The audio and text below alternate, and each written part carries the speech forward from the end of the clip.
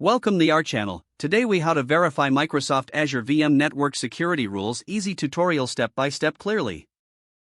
To verify Microsoft Azure VM network security rules, start by logging into the Azure portal. Once logged in, navigate to the Virtual Machines section.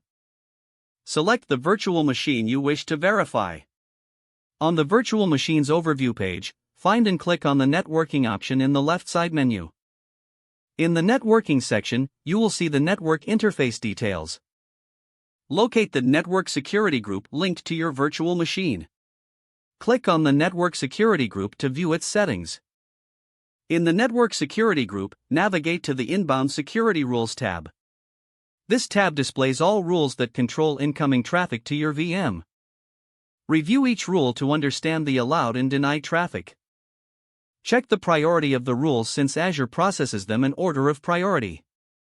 If necessary, switch to the Outbound Security Rules tab to verify rules governing outgoing traffic. Each outbound rule can also restrict or permit traffic from your VM. Ensure the correct protocols, ports, and IP addresses are specified in the rules. To modify a rule, select it and click on the Edit option. Make your changes as needed and save them to apply. After verifying and updating the rules, return to the Virtual Machines overview page. Lastly, test the connectivity to confirm the network security rules are functioning as intended.